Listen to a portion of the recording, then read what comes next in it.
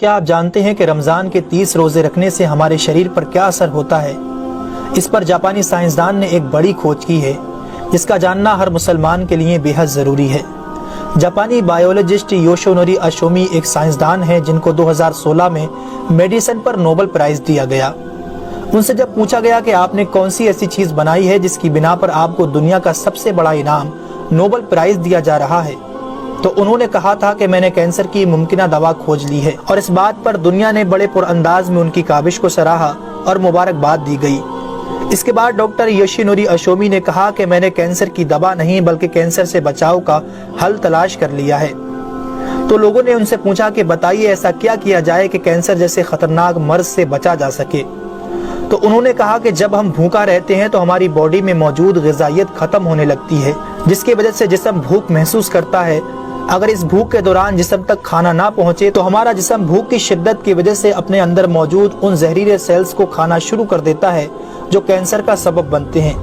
اس عمل کو میڈیکل کی لینگویج میں آٹوفیگی کہا جاتا ہے۔ اگر آپ چاہتے ہیں کہ آپ کا جسم ایسے بیمار سیلز سے پاک ہو تو آپ کو بھوکا رہنا چاہیے۔ جب ایسے سیلز مرنا شروع کر دیتے ہیں تو کینسر کا پرسنٹیج کم ہو جاتا ہے۔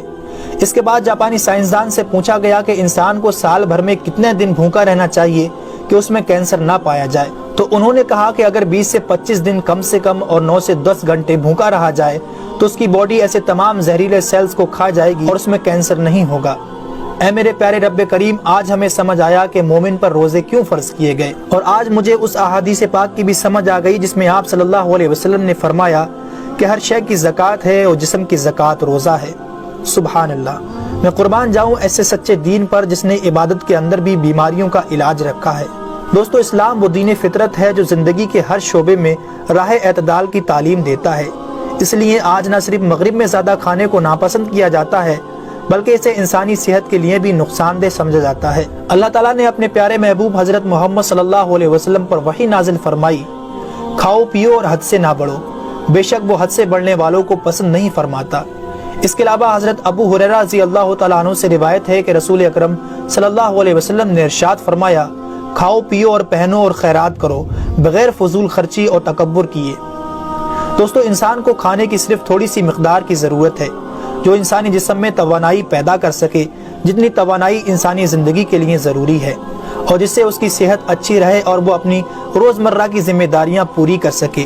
انسانی جسم کو جتنا کھانے کی ضرورت ہے اس سے زیادہ جسم میں داخل ہونے والا کھانا چربی بن جاتا ہے، جس کی وجہ سے انسان کا جسم بڑھ جاتا ہے، اس کی رفتار سست ہو جاتی ہے اور وہ بہت زیادہ تھکن محسوس کرنے لگتا ہے۔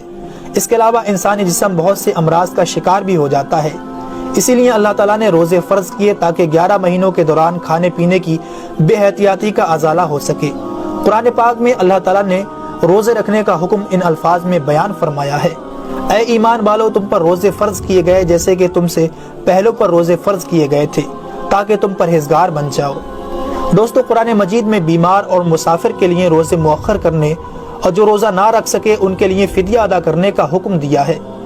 اس کے بعد روزہ رکھنے کی حکمت ان الفاظ میں بیان فرمائی، اور تمہارے لیے روزہ رکھنا ہی بہتر ہے اگر تم جانتے ہو۔ دراصل یہاں یہ بتایا گیا ہے کہ اگر تم موجودہ علم کو سمجھتے ہو تو تمہارے لیے بہتر یہی ہے کہ تم روزے رکھو، کیونکہ روزہ اپنے اندر بے شمار روحانی، نفسیاتی اور طبی فائدوں کو رکھتا ہے۔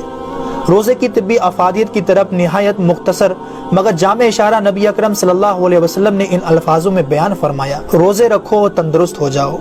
اللہ رب العالمین ہم سب کو اس مہینے میں زیادہ سے زیادہ نیکیاں کرنے اور سارے روزے رکھنے کی توفیق عطا فرمائے، آمین ثم آمین۔